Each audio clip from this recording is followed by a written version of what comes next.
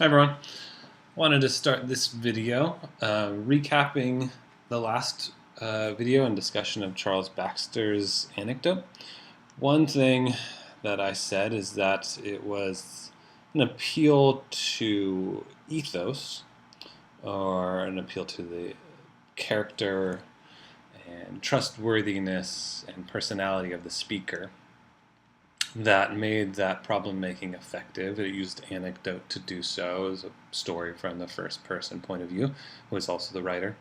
But what I didn't mention is that it also has quite a bit of an emotional effect on the audience, because when we think about ethos, pathos, and logos, it's how it convinces or appeals to the audience and gets them to believe the problem and or solution that the writer is trying to convince them of. And the emotional appeal in that story is that not only does Baxter introduce that there's a problem, but he attaches the problem to a 17, 18-year-old kid who is immature, who is kind of portrayed as a football meathead. He's kind of vulgar. That Baxter connects the problem to the feelings, connects our feelings to the problem, to the feelings that we would have to this kid. And so we kind of look at this kid and we're like, oh, this guy's whatever. He's stupid. He's dumb. What a typical 18-year-old. Yeah, I can't believe he did that. So on and so forth. And from the very beginning, Baxter sets up this feeling in us to where the problem isn't just with this kid, but the problem is to other people, fiction writers as well, who act the same way. And by acting the same way, I mean they don't believe their own story, they're monotonous, their tone doesn't inflect or emphasize, and therefore the reader doesn't believe their story either. So there's an emotional appeal at the very beginning. He gets us to feel that there's a problem, not just think about it and see it. So we're going to transition into the essay, The Most Misread Poem in America by David Orr, talking about the Robert Frost, The Road Not Taken. And again, we're just going to look at this and talk briefly about its problem-making section and how it develops it. Now, its problem-making section is pretty much the entire essay. Everything but the last paragraph of the essay is problem-making or contextualization. And David Orr never really gives an answer. He never really gives a solution. He says something that would be considered his argument, but it's very undeveloped. And we can talk about why a little bit later on, but I want to point out that most of the essay is problem making, which points out once again to you that problem making can be more than a paragraph, more than 2 paragraphs, more than a page, page and a half. It can literally go on for 3 pages. Proving that there's a problem that needs to be solved, because that is just as convincing as the solution itself, and oftentimes makes the solution more convincing. So we're going to look at how David Orr develops his problem making with facts, with evidence, or what we would call logos. We also want to discuss what he's actually trying to prove in the contextualization or problem making section, because as a reminder, you're not just stating or defining or describing a problem, you're proving to your audience that it is real and that it needs to be solved. If they don't believe that it's real or they don't believe that it needs to be solved, they're not going to continue reading into your solution and you will not have persuaded them. So what are you going to do to keep them reading and to keep them feeling that there's a problem? Let's look at the most misread poem in America here. And again, I'll just kind of point out to you that everything up until this last paragraph, everything up to this point is context or problem making. We're going to talk about what problem he's addressing and how some of the problem making section isn't even a problem. It's just context that he's not making a problem out of yet. So here's what he actually does. Let's pick up. So we're discussing identifying Orr's rhetorical situation, contextualization, and problem making. Because I think I want to remind you that the rhetorical situation involves a problem, but it also just involves context. the situation in which that problem is taking place, or the situation that allows that problem to take place. So, with the road not taken, early on in the essay, David Orr tells us that Robert Frost, the road not taken, is so ubiquitous, so part of everything. And that is a claim that doesn't necessarily hint at the problem just yet, but it creates the circumstances for the problem to take place that he needs to prove. He cannot just tell us this. So what we see, the very first part of the essay, is that David Orr spends an incredible amount of time just proving that it is ubiquitous. So he's only proving the context first. There's no problem yet, but he needs to prove this situation before he proves there's a problem. And we'll talk about the multiple reasons why. So the way he does this is he uses multiple examples and then statistics. He uses the example of the New Zealand Ford commercial. He uses the example from popular culture. He uses like coffee mugs and T-shirts and things like that. He uses examples from literature. He uses the example of the favorite poem project, and Frost's Road Not Taken being the most selected favorite poem of all Americans. He uses a comparison of facts from Google search, comparing the poem to other poems, other famous poems. And then he uses a comparison of Robert Frost's poem to all other major art forms, including film, and how The Road Not Taken is at the top of these Google search comparisons in terms of how often it is searched by people. So he begins most of the essay by just laying out an argument and trying to prove to the reader that the poem is ubiquitous. It is all over the place. Everyone knows it. So many people search it. So if I just scrolled through, we would see the commercial example. We'd see that he talks about American culture. It's on magnets and graduation speeches, coffee mugs.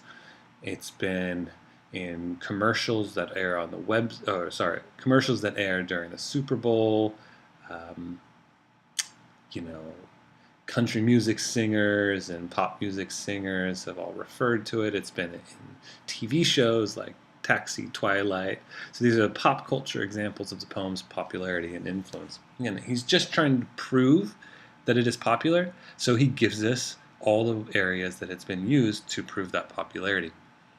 This next one, he talks about published writing examples of the poem's popularity. So again, he's saying that how many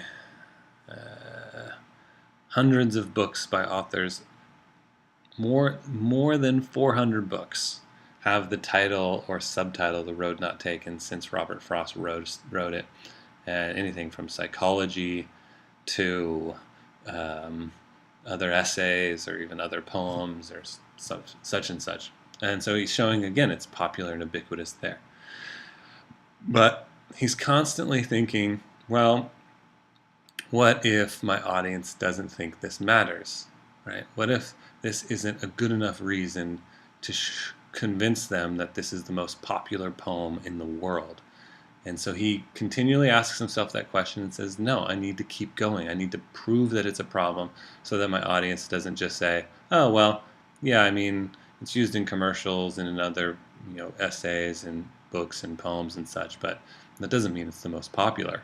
He says, well, let me continue to prove to you that it is. And he even says, there are at least 2 reasons to think that The Road Not Taken is the most widely read and recalled American poem in the past century, and perhaps the adjective American could be discarded. And then he refers to the favorite poem project, in which Americans had a clear favorite of the 18,000 entries that Road Not Taken was their favorite poem. So again, more evidence to prove that this is the most liked and most read poem. And then I like how he says this, the second more persuasive reason. I underline it just because he's pointing out that he's trying to persuade his audience that it is the most read poem. And so he does this whole Google search thing, proves that The Road Not Taken is searched this many more times. And this is just a number to represent the difference. It's not that it's been searched 48 times, it's scaled. than some other very popular poems that were written in the same time frame. But then he also goes on to compare it to famous works of art like Bob Dylan's Like a Rolling Stone, The Great Gatsby by F. Scott Fitzgerald, Death of a Salesman by Arthur Miller, Psycho by Hitchcock. These are things that are often seen as some of the most popular cultural or literary icons of our age, and he's showing that The Road Not Taken is searched that many more times. Again, trying to persuade. I like what he does. I underlined a couple other elements here, where he doesn't just give us facts, but then he helps us understand those facts. And he says,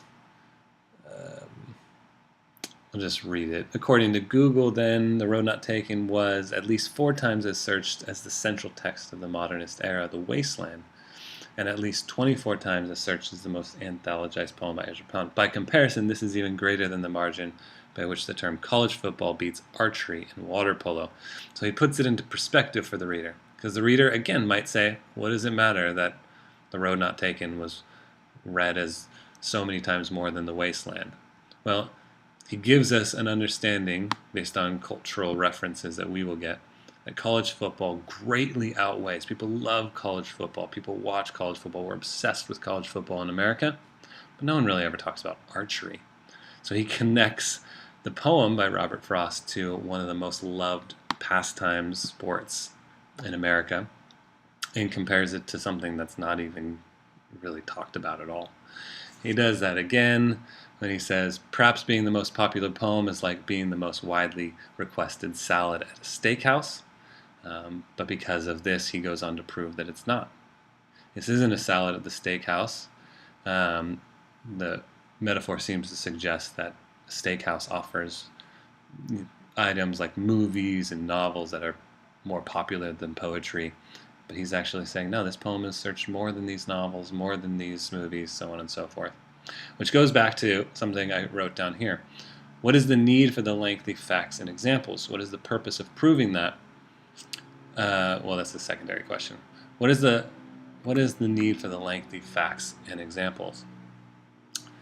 Well, the need to prove of this ubiquitousness is to prove that it's not just a literary problem, but that it's a cultural problem as well, that it's culturally all over the place.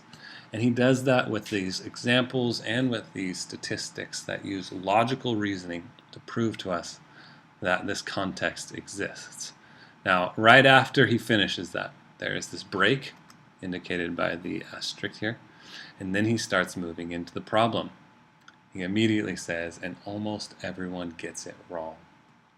This is the most remarkable thing about The Road Not Taken. Not its popularity, which is remarkable enough, but the fact that it seems to be popular for the wrong reasons. And this is the problem that he's then explain and go into. What is the problem? Where does the problem come from? What has influenced the problem? What's important to note here is to kind of talk about why he had to spend so much time proving that it was the most identified with poem in America, and why he couldn't have just developed the problem. Why could he not have said, Robert Frost, The Road Not Taken is so ubiquitous and part of everything, and yet almost everyone gets it wrong, and then start the essay here, where he's talking about the problem. Well, it goes into maybe his audience and his ultimate purpose, and ultimately thinking about readers' objections. He needs to prove that it's not just a literary problem, but that it's a cultural problem. If it's a literary problem, anyone who doesn't care about literary problems could stop reading. But if he proves that it's a cultural problem, it's part of our everyday life, non-literary, it's part of our normal daily life, then he gets more readers to pay attention to this problem that he's going to present, that it's being read wrong. Because the audience, even though they're not literary, is part of the problem, because they put The Road Less Traveled on their coffee mug, and they don't realize that it's a misreading of one of the most popular poems ever read. And this is the problem that he wants to address, and he goes on to explain it too, and explain how it's been misread, and why one group of people thinks it should be read one way and why another thinks it should be another way. I don't need to get into that just yet. I wanted to focus on, in this video, this first part, using statistics, using logos to show how widespread the context and the problem are. I said that right here when I introduced us to this list of examples that OR uses. I said this can translate into you showing or proving how widespread your audience's point of view about poetry and its technical skills, direct or indirect, has become. So, I think that should be enough. You've now looked at Charles Baxter and seen his ethos and pathos approach to introducing the problem, how he used anecdote. And now you see David Orr take a different approach, where first he talks about the popularity of a particular poem, in this case, as context for the problem to have special resonance, and he uses logos and reasoning and facts to convince us that it's a problem worth considering.